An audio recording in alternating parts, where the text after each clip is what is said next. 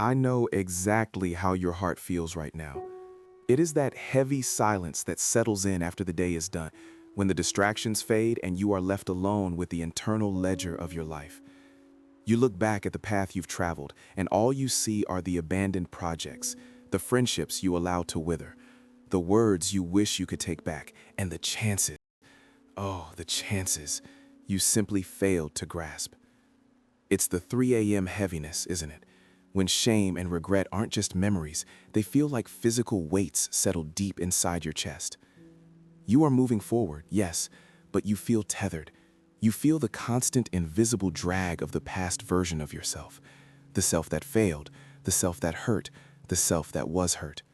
That emotional anchor keeps digging into the very soil you are trying to cross. You try to pray, but the words feel trapped, lodged somewhere between your stomach and your throat. Because how can you ask for a new future when you are convinced you haven't earned forgiveness for the old one? You start to believe the lie that your purpose is something you must achieve in the future rather than something you must live right now.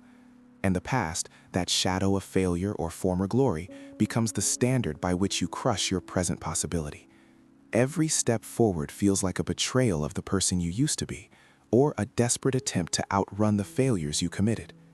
Listen closely, because this familiar internal paralysis, this constant review of yesterday's mistakes, this is not humility. This is stagnation dressed up as reflection. This is exactly why we must stop, breathe, and turn our attention to the living promise, the living instruction given to us. It is precisely for the heart that is tired of carrying yesterday's stone that we find the truth in the scriptures. And it's exactly for this heart, burdened and weary, that the Apostle Paul gave us the blueprint for liberation, a radical act of spiritual engineering. We are activating today the promise found in Philippians chapter 3, verses 13 and 14. Brothers and sisters, I do not consider that I have made it my own, but one thing I do, forgetting what lies behind and straining forward to what lies ahead, I press on toward the goal for the prize of the heavenly calling of God in Christ Jesus. Most people treat this verse like a motivational poster, a simple nudge to move on. But look closer. This is not casual advice. It is a profound spiritual discipline. It is an active, conscious, and often painful choice to dismantle the anchors of the past and redirect the entirety of your focus. This is not about denying your history, but refusing to allow your history to dictate your destiny. It is the sacred, instigating invitation to run the race with your eyes fixed on the finish line, not on the dust you kicked up behind you. Think of your life right now as a vast, high-stakes race. You are an athlete on a track. The finish line is the prize of the heavenly calling, your specific, divine purpose, the reason you woke up this morning. But every runner knows that speed is useless if you are running in the wrong direction, or if you are carrying too much weight. The past, in this metaphor, is not the track itself. The past is the heavy backpack you insist on wearing. It is packed full of regret, old grudges, unfulfilled expectations, and the crippling need to prove yesterday's critics wrong. The discipline of forgetting, then, is the discipline of shedding that weight. It is the intentional, sacred act of dropping the pack so that your stride can lengthen and your vision can clear. If you want to press on toward the goal, you must understand that the greatest obstacles are not external walls built by others, but the internal weights you refuse to let go of.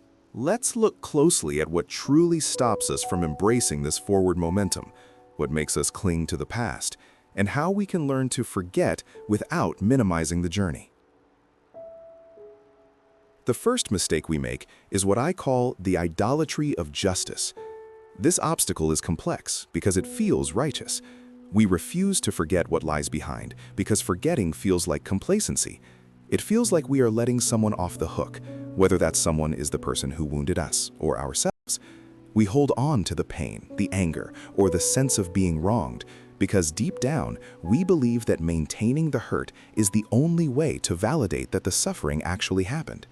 If I forgive my past self or forgive the person who betrayed me, doesn't that mean the injustice wasn't that bad?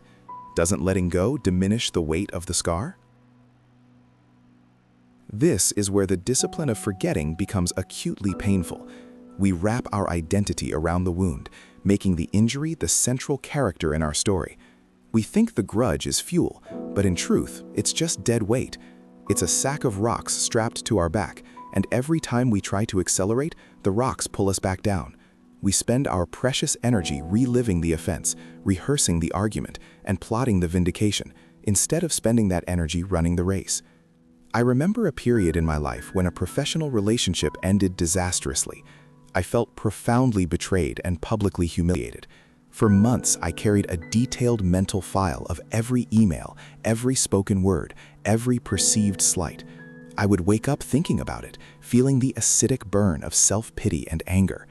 I believed that my righteous anger was the only thing protecting me from being taken advantage of again. That anger felt powerful, a hot, urgent thing. But the truth was, the anger wasn't protecting me. It was paralyzing me. It made me suspicious of every new relationship, incapable of trusting any opportunity, and completely distracted from the actual work I was called to do. I was running a race, yes, but I was constantly looking over my shoulder, waiting for the phantom attack. I was running toward the finish line of vindication, not the finish line of calling. Does this sound familiar? Are you truly hearing this? The person you are hurting most by refusing to release the past is not the perpetrator of the injury, it is the runner you are preventing yourself from becoming. The solution to the idolatry of justice is radical self-liberation. Forgetting what lies behind in this context means realizing that forgiveness is not a gift you give to the person who wronged you. It is the freedom you grant to yourself. It is the conscious decision to drop the weight. Practically, this looks like choosing, moment by moment, to redirect your internal monologue. When the memory of the slight arises, you gently, firmly turn your head forward. You acknowledge the pain, you validate the scar, but you refuse to let the scar be the chain. You choose the future over the burden of the past.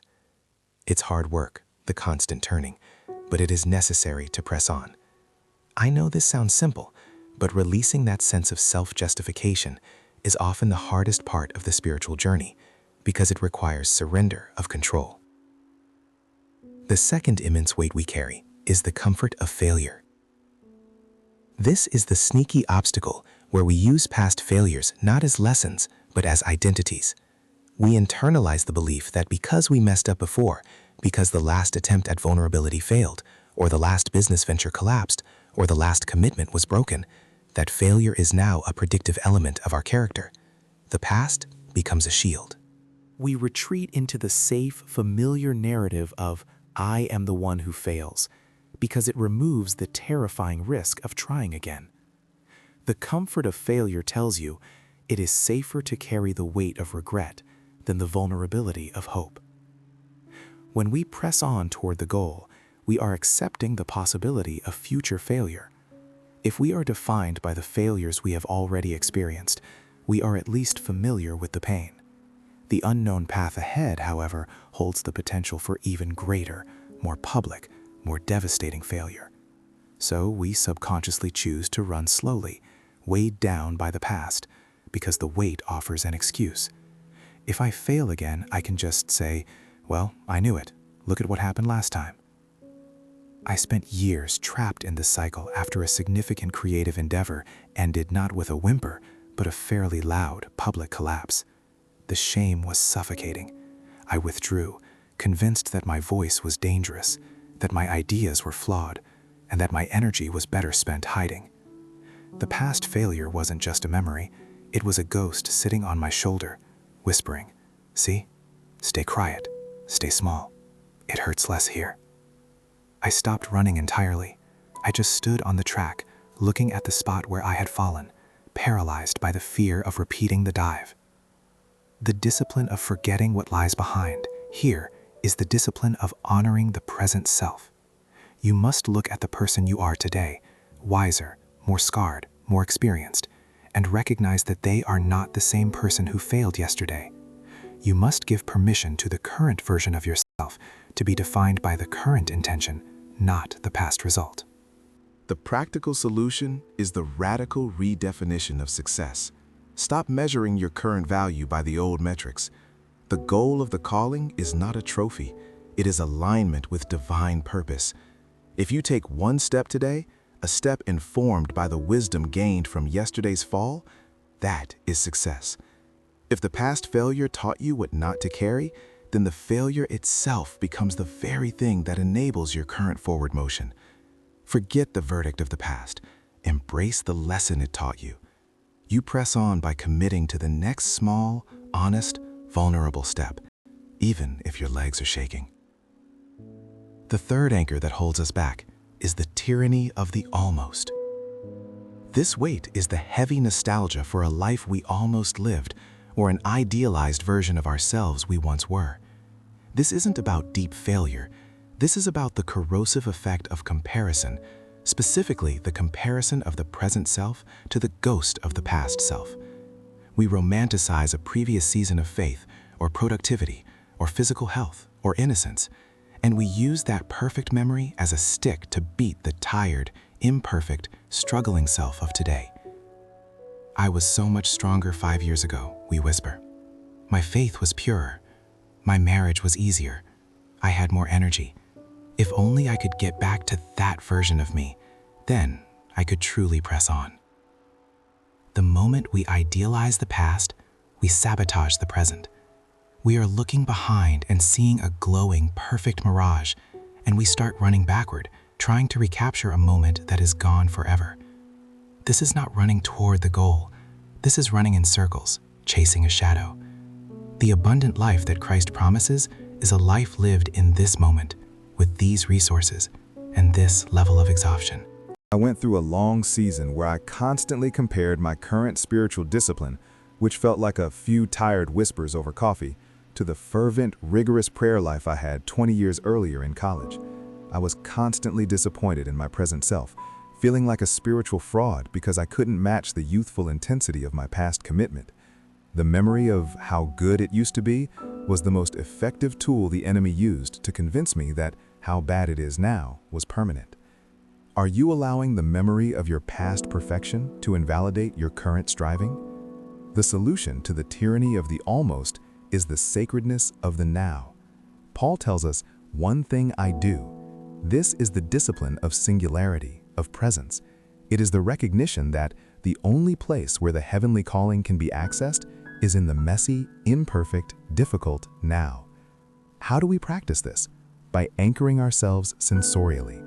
When you pray, focus not on the fervor you used to feel, but on the sun streaming through the window, the warmth of the coffee cup in your hands, the simple, reliable rhythm of your breath. These mundane anchors are the points where the sacred intersects the real. The discipline of forgetting the idealized past means accepting the current limitations and running the race with the legs you have today, not the legs you wish you had. The real prize is ahead, not behind. You press on by becoming relentlessly present. The fourth, and perhaps most subtle, obstacle is the misinterpretation of the finish line. We are told to press on toward the goal, but what if we have misidentified the goal entirely? This happens when we conflate the heavenly calling with worldly success, external validation, or the applause of others. We run incredibly hard, shedding the weight of regret and embracing the present, only to find that we are running toward an empty trophy case. The goal of the calling is not reaching a certain status, accumulating a specific amount of wealth, or receiving accolades. The goal is the alignment of your will with the divine will, the transformation of your character to reflect Christ, and the faithful execution of the unique purpose given to you. If we run toward a goal defined by human performance metrics, we will inevitably burn out, because human performance metrics are insatiable. They demand constant, escalating effort, leading not to peace, but to perpetual anxiety. I hit a wall hard a few years ago. I was running fast, working long hours, achieving great visibility, and yet I felt a profound, aching emptiness. I was pressing on, but my internal compass was broken. I had confused the speed of my running with the direction of my purpose. I was pursuing something that looked like success on paper, the approval of a certain group, the security of a large platform, but it was ultimately hollow. The goal I was pursuing was external. The calling is internal and relational. The moment I stopped running and truly looked at the goal, I realized the absurdity. I was running a marathon on a spiritual track, but the finish line I had painted for myself belonged to a completely different race, a race of competition and scarcity, not grace and abundance. The solution to the misinterpretation of the finish line is recalibration through presence. Before you press on, you must pause and ask, what is the prize I am pursuing? Is it the prize of the heavenly calling or the prize of human achievement? The calling requires surrender, trust, and rest. Achievement requires control, speed, and self-reliance. To press on effectively, we must first look up, not just forward. We must seek clarity, not just speed. This is where the practice of deep, contemplative silence becomes non-negotiable. In that silence, we ask God to strip away the false goals we have picked up from the culture. We ask for the pure vision of the calling, which is always rooted in love and service, not status or power. The discipline of forgetting here means forgetting the cultural definition of success and embracing the divine definition of fulfillment. This is the hardest part, because it requires us to step out of the accepted race and run our own, uniquely defined track. This journey, the discipline of forgetting and the commitment to pressing on, is the essence of the abundant life. It is not an event you experience, but a practice you commit to every morning when you wake up and refuse to let the day be dictated by yesterday's narrative. We have identified 3 critical shifts required to activate the promise of Philippians 3:13-14. First, you must embrace radical self-liberation.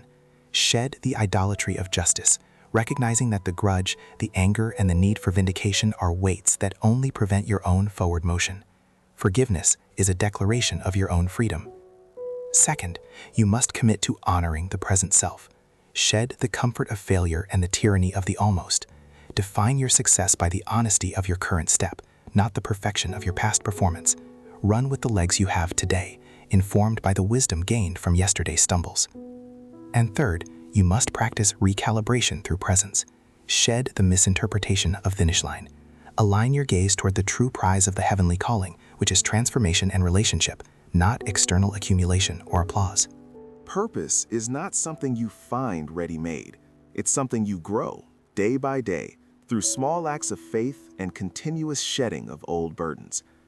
The abundant life is not waiting for you at the end of a long, difficult struggle. It is available in the very act of running honestly, right now, on the path you are on. The prize is not just the finish line. The prize is the transformation that occurs during the process of pressing on. I know this requires courage, the kind of deep courage that admits, I am not perfect, but I am moving forward anyway. But you are not meant to run this race alone, burdened by ghosts. The very nature of the calling means that grace is your fuel and forgiveness is your daily supply. Take a moment right now, in the quiet space this reflection has created. Commit to one small act of forgetting today. Will you release the anchor of one specific regret? Will you refuse to compare your current self to the ghost of your past self? Will you redefine your goal from more achievement to more presence? We are building a community here at Echo of Grace, dedicated to living this life of intentional presence and active faith. Share in the comments below what single weight you are choosing to shed today, what anchor you are finally letting go of so you can press on. Let us stand together in this commitment to relentless forward motion toward the divine purpose. If this message resonated deeply, if it felt like a sacred nudge on your track, please subscribe and share this with someone you know who is still running while looking backward. We need to remind each other that the view ahead is always better than the view behind. May your steps be lightened, your vision be clear, and your focus be singular. May the discipline of forgetting what lies behind overflow in your life, granting you the energy to press on toward the unparalleled goal of your heavenly calling. Go in peace and run free.